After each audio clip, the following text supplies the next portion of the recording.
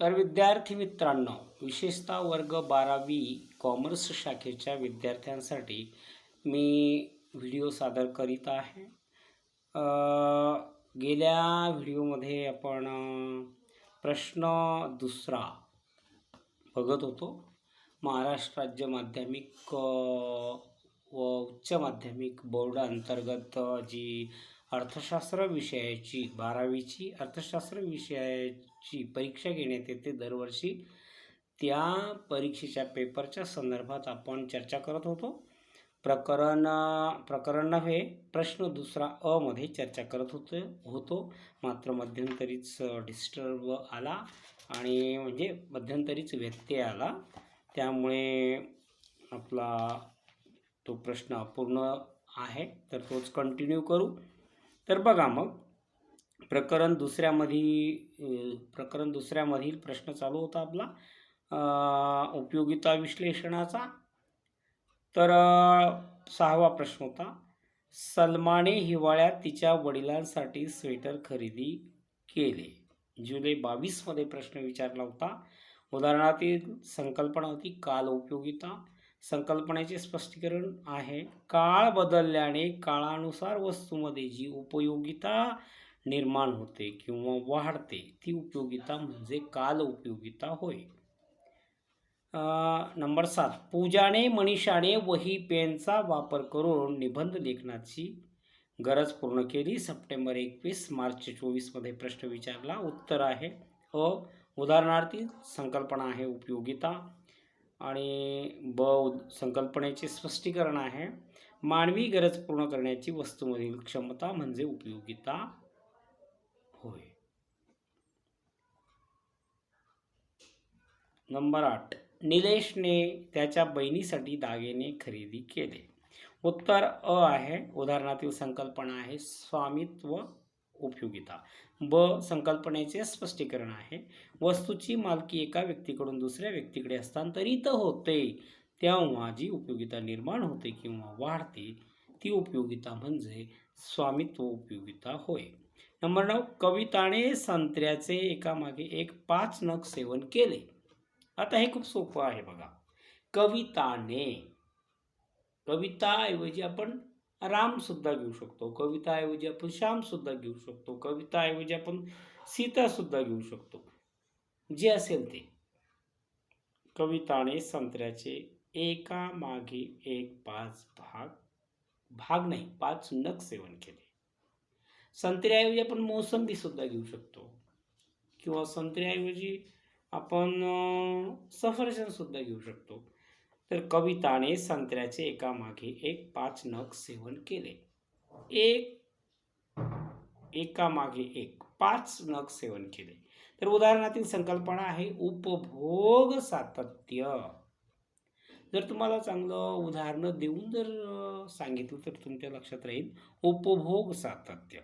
संकल्पनेचे स्पष्टीकरण आहे, एखाद्या वस्तूच्या विविध नगांचे निरंतरपणे म्हणजेच सातत्याने म्हणजेच न थांबता सेवन केले असता अशा उपभोगास उपभोग सातत्य म्हणतात.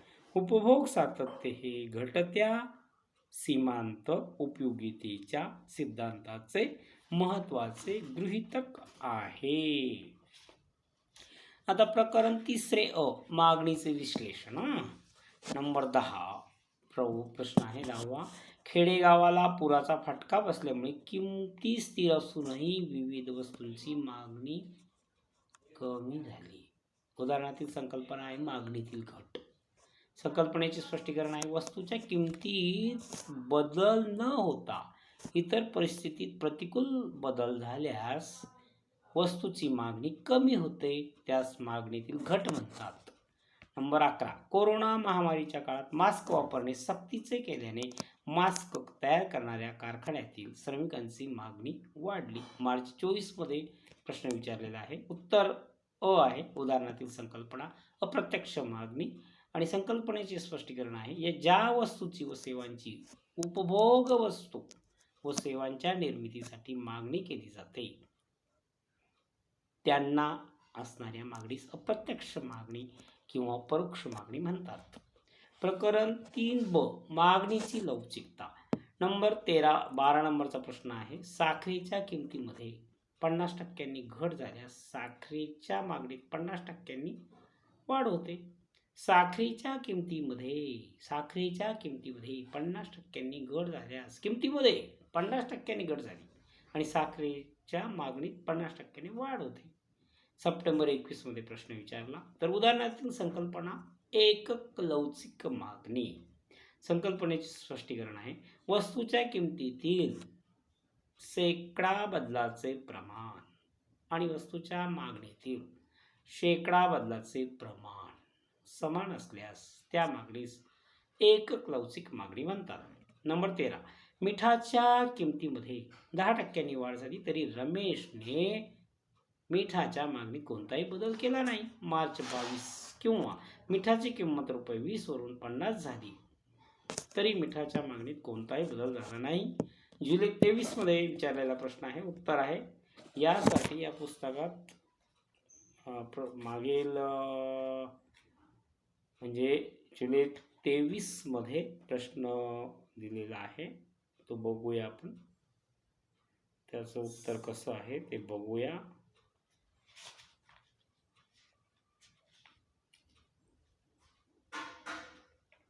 तर उदाहरणातील संकल्पना आहे पूर्णतः अलवचिक मागणी. पूर्णतः अलवचिक मागणी. संकल्पनेचे स्पष्टीकरण आहे ब मध्ये. अ मध्ये लिहायचं उदाहरणातील संकल्पना पूर्णतः अलवचिक मागणी. ब मध्ये लिहायचं संकल्पनेचे स्पष्टीकरण. वस्तूच्या किमतीत शेकडा बदल होऊनही वस्तूच्या मागणीत कोणताही शेकडा बदल होत नाही किंवा होत नसेल तर अशा मागणीस पूर्णतः अलवचिक मागणी म्हणतात. पूर्णतः अलवचिक मागणीच्या प्रकारात मागणीच्या किंमत लवचिकतेचे मूल्य 0 असते. तर हे झालं त्याचं उत्तर. आता प्रकरण 4 पुरवठा विश्लेषण. 14वा प्रश्न. 4000 किलोग्रॅम तांदूळ उत्पादनापैकी 4000 किलोग्रॅम तांदूळ उत्पादनापैकी शेतकऱ्याने ₹40 दर असताना 1000 किलोग्रॅम तांदूळ बाजारपेठेस विक्रीस आणला.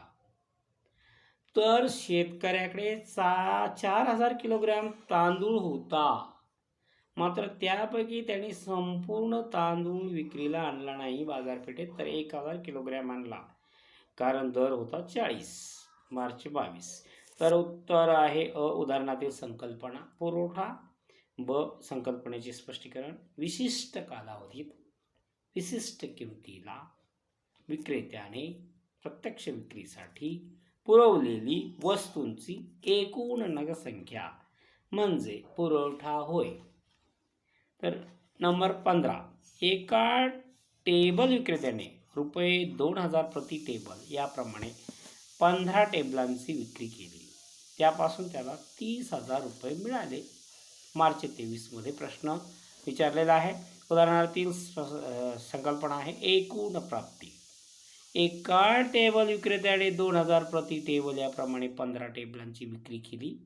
त्यापासून त्याला ₹30,000 मिळाले. मार्च 23 मध्ये प्रश्न विचारलेला आहे. उदाहरणातील संकल्पना आहे एकूण प्राप्ती. संकल्पनेचे स्पष्टीकरण. आता अ मध्ये लिहायचं उदाहरणातील संकल्पना एकूण प्राप्ती आणि ब मध्ये लिहायचं संकल्पनेचे स्पष्टीकरण.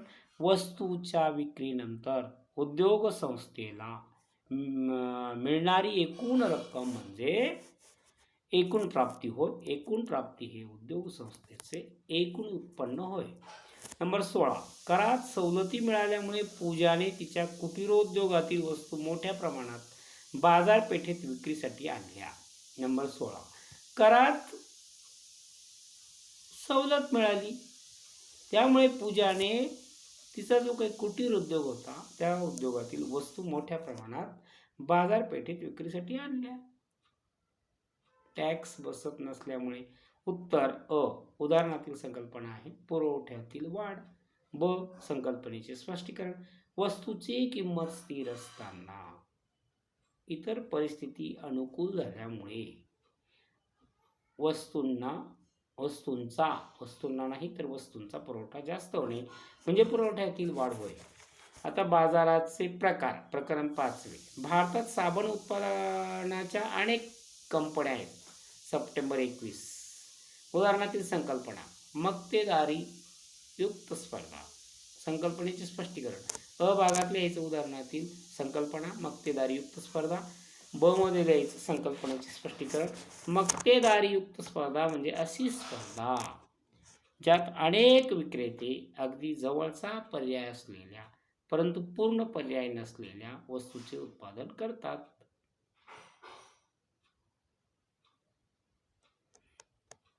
तर उदाहरणातील संकल्पना काय आहे? मक्तेदारीयुक्त स्पर्धा. संकल्पनेचे स्पष्टीकरण आहे. मक्तेदारीयुक्त स्पर्धा म्हणजे अशी स्पर्धा ज्यात अनेक विक्रेते अगदी जवळचा पर्याय असलेल्या परंतु पूर्ण पर्याय नसलेल्या वस्तूंचे उत्पादन करतात. नंबर 18. रमाकांतने शहरी भागातील संगणक प्रशिक्षण केंद्रात जास्त शुल्क आकारणी केली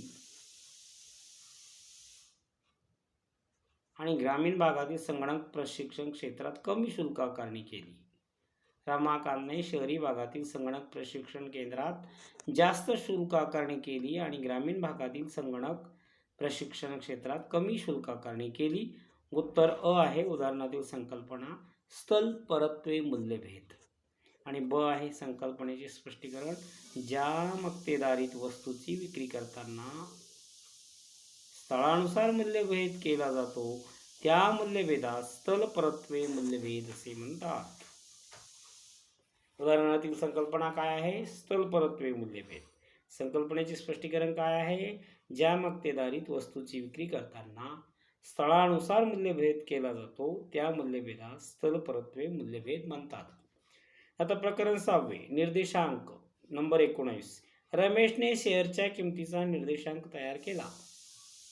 सप्टेंबर 21. रमेशने शेअरच्या किमतीचा निर्देशांक तयार केला. सप्टेंबर 21 मध्ये विचारलेला प्रश्न आहे. उत्तर अ आहे. उदाहरणातील संकल्पना विशिष्ट हेतू निर्देशांक. ब संकल्पनेचे स्पष्टीकरण आहे. अर्थव्यवस्थेतील विशिष्ट चलातील भिन्न कालावधीतील बदलाचे मापन करण्याच्या हेतूने तयार करण्यात येणारा निर्देशांक म्हणजे विशिष्ट हेतू निर्देशांक होय. तर रमेशने शेअरच्या किमतीचा निर्देशांक तयार केला. सप्टेंबर 21. उत्तर आहे. उदाहरणातील संकल्पना विशिष्ट हेतू निर्देशांक. ब आहे संकल्पनेचे स्पष्टीकरण. अर्थव्यवस्थेतील विशिष्ट चलातील भिन्न कालावधीतील बदलाचे मापन करण्याच्या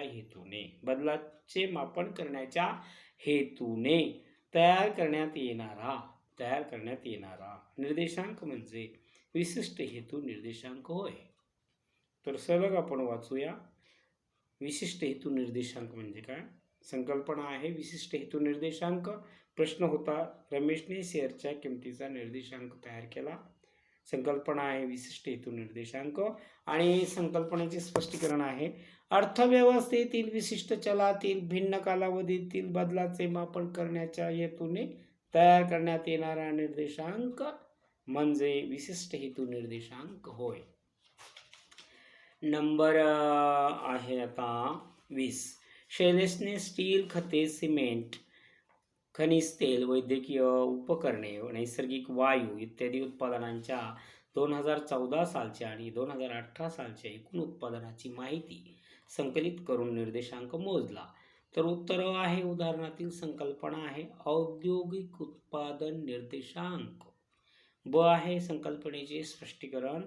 2 कालावधीत औद्योगिक क्षेत्रातील विविध वस्तूंच्या उत्पादनातील बदल मोजणारा निर्देशांक म्हणजे औद्योगिक उत्पादन निर्देशांक होय. औद्योगिक उत्पादन निर्देशांक मोजताना स्टील, खते, सिमेंट, खनिज तेल, वैद्यकीय उपकरणे, नैसर्गिक वायू इत्यादी अनेक वस्तूंची यादी तयार करून या वस्तूंच्या उत्पादनातील विशिष्ट कालावधीतील बदलांचे प्रमाण मोजले जाते. प्रकरण 7वे. राष्ट्रीय उत्पन्न. नंबर 21 प्रश्न. शोभाने देशातील 2019-20 या आर्थिक वर्षातील सर्व अंतिम वस्तू व सेवांच्या आर्थिक मूल्यासंबंधी माहिती गोळा केली. शोभाने देशातील 2019-20 या आर्थिक वर्षातील सर्व अंतिम वस्तू व सेवांच्या आर्थिक मूल्यासंबंधीची माहिती गोळा केली. मार्च 22 मध्ये विचारलेला प्रश्न आहे. उत्तर उदाहरणातील संकल्पना आहे. राष्ट्रीय उत्पन्नाचे उत्पादन पद्धतीने केलेले मापन. राष्ट्रीय उत्पन्नाचे उत्पादन पद्धतीने केलेले मापन उदाहरणातील संकल्पना. आणि संकल्पनेचे स्पष्टीकरण आहे. विशिष्ट आर्थिक वर्षातील उत्पादित झालेल्या सर्व अंतिम वस्तू व सेवांच्या आर्थिक मूल्यांची बेरीज करून राष्ट्रीय उत्पन्नाचे केलेले मापन म्हणजे राष्ट्रीय उत्पन्नाचे उत्पादन पद्धतीने केलेले मापन होय. आता 22 नंबरचा प्रश्न आहे. शीतलने तिच्या बेकरीसाठी पिठाच्या गिरणीतून गव्हाचे पीठ विकत घेतले. शीतलने तिच्या बेकरीसाठी पिठाच्या गिरणीतून गव्हाचे पीठ विकत घेतले. उत्तर उदाहरणातील संकल्पना आहे. खाजगी गुंतवणूक खर्च. आणि ब मध्ये संकल्पनेचे स्पष्टीकरण आहे. उद्योजक आणि खाजगी संस्थेने विविध वस्तू व सेवांच्या निर्मितीसाठी कच्चा माल, यंत्रसामग्री इत्यादी बाबीवर केलेला खर्च म्हणजे खाजगी गुंतवणूक खर्च होय. नंबर 23. अनिताला, प्रकाशला, जागृतीला दरमहा राज्य सरकारकडून 15,000 रुपये 15,000 किंवा 5,000 रुपये निवृत्ती वेतन मिळते. जुलै 22-23 मार्च 24 मध्ये हा प्रश्न विचारलेला आहे. अनिताला म्हणा, प्रकाशला म्हणा, जागृतीला म्हणा दरमहा राज्य सरकारकडून 15,000 म्हणा किंवा 5,000 रुपये निवृत्ती वेतन मिळते. तर या उत्तरासाठी आपण प्रश्नपत्रिका बघूया, त्यावेळेस आपल्याला ते कळेल.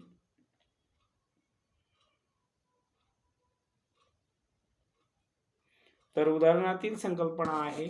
हस्तांतरित उत्पन्न. अ मध्ये द्यायचं उदाहरणातील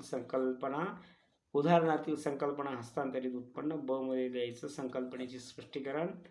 दुसऱ्या व्यक्तीने किंवा दुसऱ्या संस्थेने केलेला खर्च हा एखाद्या व्यक्तीस कोणत्याही स्वरूपाचे उत्पादक कार्य न करता उत्पन्नाच्या स्वरूपात प्राप्त होत असेल तर असे उत्पन्न म्हणजे हस्तांतरित उत्पन्न होय. आता त्यानंतर आपल्याला घ्यायचं आहे 24 प्रश्न. मात्र प्रकरण आहे 8वं, भारतातील सार्वजनिक वित्त व्यवहार. 24 नंबरचा प्रश्न आहे. अशोकने आपल्या उत्पन्नातून उत्पन्न व संपत्ती कर भरला. अशोकने आपल्या उत्पन्नातून उत्पन्न व संपत्ती कर भरला. मार्च 23.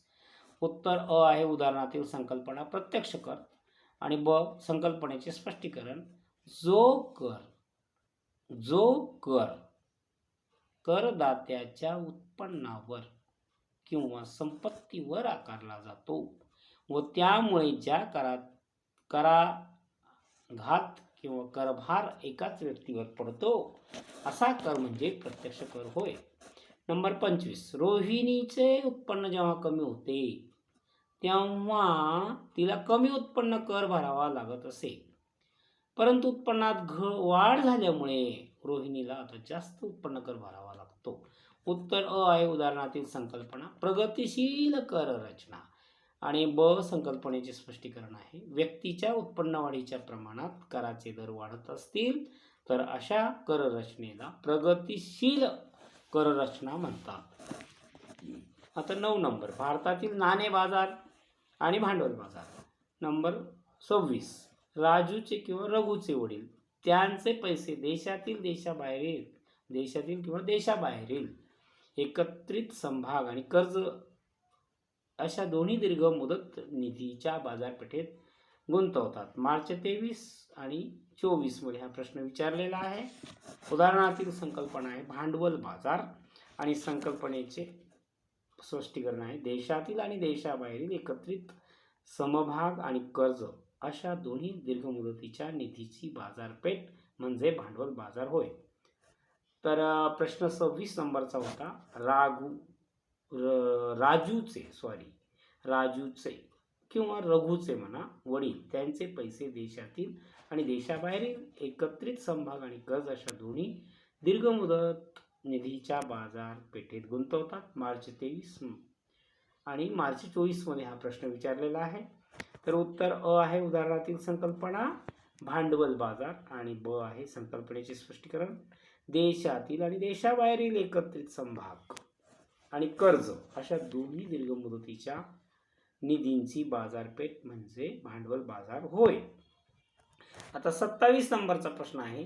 ल्युसीने 1 वर्ष कालावधीसाठी रुपये 1,00,000 रकमेचा बँक ऑफ इंडियाच्या शाखेत एकर कमी भरणा केला. मार्च 22 किंवा मीनाने एकर कमी 1,50,000 एका वर्षाकरिता बँकेत जमा केले. जुलै 23. प्रश्न पुन्हा बघा 27 नंबरचा. ल्युसीने 1 वर्ष कालावधीसाठी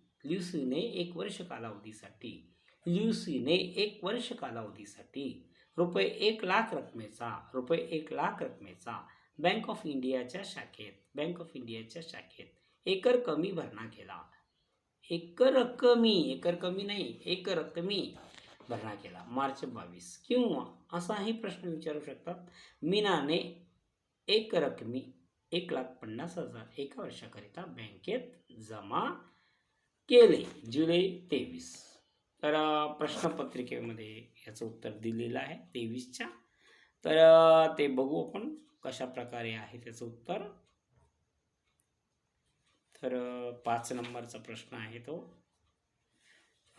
उत्तर अ आहे उदाहरणातील संकल्पना आहे मुदत ठेव आणि ब मध्ये आहे संकल्पनेचे स्पष्टीकरण. मुदत ठेव हा ठेवीचा असा प्रकार आहे.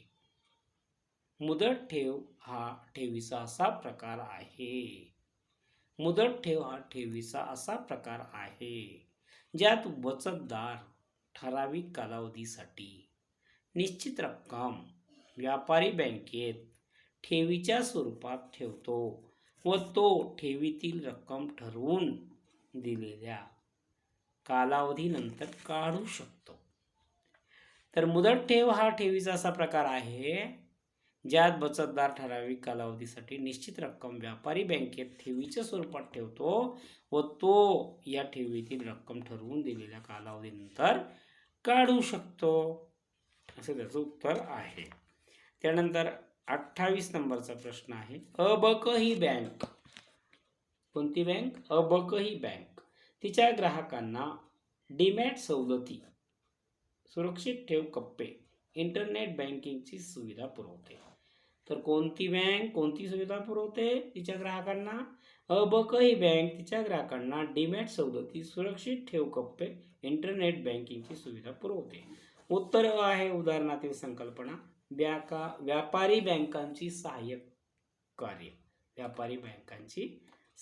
कार्य आणि संकल्पनेचे स्पष्टीकरण लिहिताना ब टाकायचं आणि लिहायचं व्यापारी बँका या ग्राहकांना अनेक ग्राहकोपयोगी सेवा पुरवतात. या सेवा पुरवण्याच्या कार्यास व्यापारी बँकांची सहाय्यक कार्ये म्हणतात. आता एकच धड्याचं राहिलेलं आहे, पटकन घेऊन टाकू आपण. प्रकरण 10 भारताचा विदेशी व्यापार. प्रश्न 29. इंग्लंडने भारतातून कापसाची आयात केली व त्यापासून कपडे तयार करून ते मलेशियाला विकले. मार्च 23 मध्ये प्रश्न विचारला. उत्तर अ आहे उदाहरणातील संकल्पना पुनर्निर्यात व्यापार. ब आहे संकल्पनेचे स्पष्टीकरण एका देशातून आयात केलेल्या वस्तूवर प्रक्रिया करून त्यांची दुसऱ्या देशात केलेली निर्यात म्हणजे पुनर्निर्यात व्यापार होय. 30 नंबरचा प्रश्न आहे. भारताने इराणकडून पेट्रोलियम पदार्थ खरेदी केले. जुलै 23. तर यासाठी उत्तर दिलेले आहे. प्रश्न दुसऱ्या अ 2चे उत्तर भारताने इराणकडून पेट्रोलियम पदार्थ खरेदी केले. तर उत्तर बघून घेऊ आपण आणि तेच उत्तर तसं जरी तुम्ही या ठिकाणी लिहिलं तर तुम्हाला मार्क डेफिनेट मिळतील.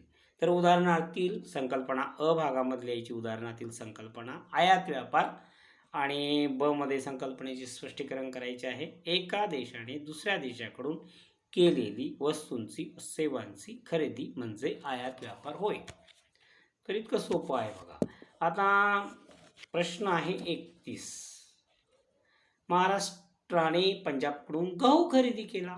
मार्च 24 मध्ये प्रश्न विचारलेला आहे. उत्तर आहे अ भागातल्या याचं उदाहरणातील संकल्पना.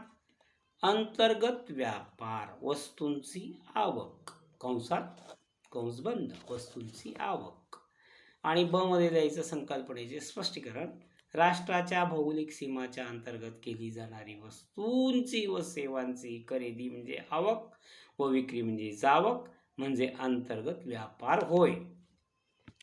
तर अशा प्रकारे अपेक्षित 2025 मध्ये हे प्रश्न दिलेले आहे. प्रश्न दुसरा अ. आता स्वाध्यायासाठी असाइनमेंटसाठी काही प्रश्न आहे ते बघा, तुम्ही सोडवा. पुढील प्रश्न उदाहरणांच्या आधारे संकल्पना ओळखून ती स्पष्ट करा. नंबर 1, गरीब व्यक्तीला कार हवी आहे. मार्च 23 प्रकरण 3 मध्ये दिलेलं आहे. नंबर 2, संख्येचे उत्पन्न 50% वाढल्यामुळे त्याने आपल्या उपभोग्य वस्तूंच्या मागणीत 20% वाढ केली. जुलै 22 प्रकरण 3 ब मध्ये दिलेलं आहे. नंबर 3, जॉन त्याच्या मोबाईलच्या कारखान्यात 5 मोबाईलचे उत्पादन 50,000 करतो. 6वा मोबाईल उत्पादित केल्यावर त्याला एकूण खर्च 58,000 रुपये येतो. जुलै 22 प्रकरण 4 मध्ये दिलेला आहे. स्वाध्यायाची उत्तरे अर्थशास्त्र नवनीत इयत्ता 12वी या मार्गदर्शकातून अवश्य अभ्यासा. तर या ठिकाणी आपण थांबूया आणि निश्चितच तुम्हाला आजचा व्हिडिओ परीक्षेच्या दृष्टिकोनातून अतिशय महत्त्वाचा आणि उपयुक्त आहे.